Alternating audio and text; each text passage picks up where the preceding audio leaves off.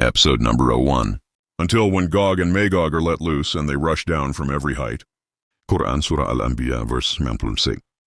In the light of the Quran and Hadith, a comprehensive research on Gog and Magog, Yajuj and Majuj, their background in the Quran and Hadith, detailed events, their relation to the signs of the last hour, the identity of their leaders and founders, with supporting narrations and scholarly writings from my forthcoming Urdu work on this subject.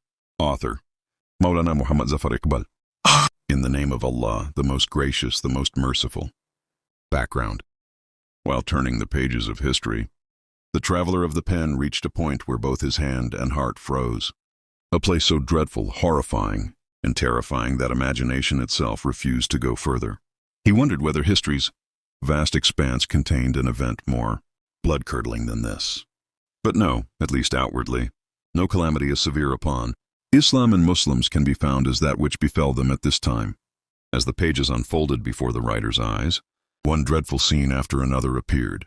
He saw a savage nation that neither respected the old nor felt pity for the innocent. Killing men was their favorite pastime. They would rip open the wombs of expectant mothers, killing both the unborn child and the mother, as if fulfilling a sacred duty. The pious elders and scholars were, in their view, the worst of criminals. Mosques, schools, and religious institutions were seen as centers of misguidance. To avenge their perceived humiliation, they piled corpses upon corpses, killing so many that even they grew weary of slaughter. The streets and marketplaces were so filled with dead bodies that they formed mounds of human flesh. In Baghdad alone, 1.8 million people were counted among the slain. Wine was openly drunk. Pork was served in public feasts. Mosques were filled with wine instead of water. The call to prayer and the observance of Salah were officially banned. The merciless pen of history names this tragedy the Mongol catastrophe, Fitna-i Tatar. Yet the author hesitates to call it merely that. He insists it be termed the tribulation of the disbelievers, Fitna-i Kufar. For in that 7th century of Hijrah, the entire non-Muslim world seemed to stand behind these invaders, cheering them on. These very enemies of Islam, who later became its defenders, fulfilling the words Kaaba was rescued from idol houses, were once bent on erasing every trace of Islam from the face of the earth. There was no one to stop their flood.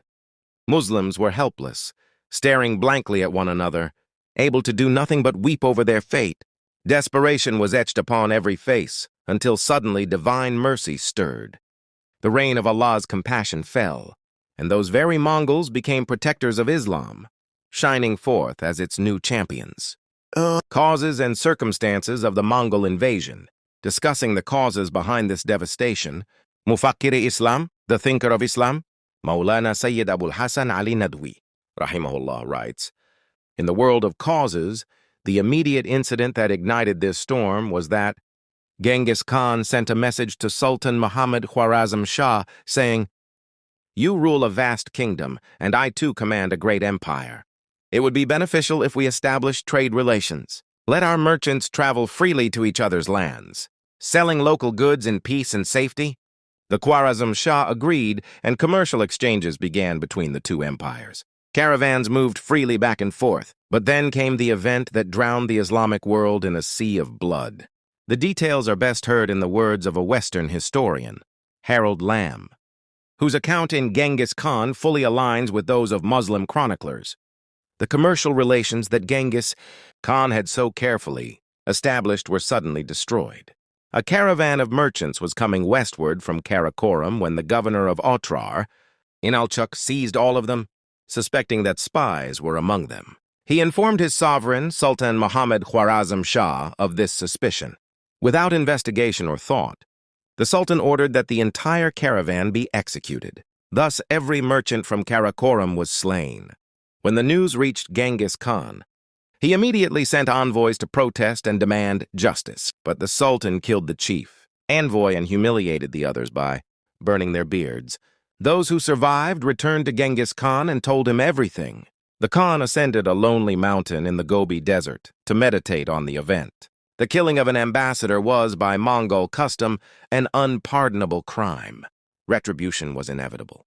Genghis Khan declared, "Just as two suns cannot shine in the same sky, two emperors cannot rule the same earth.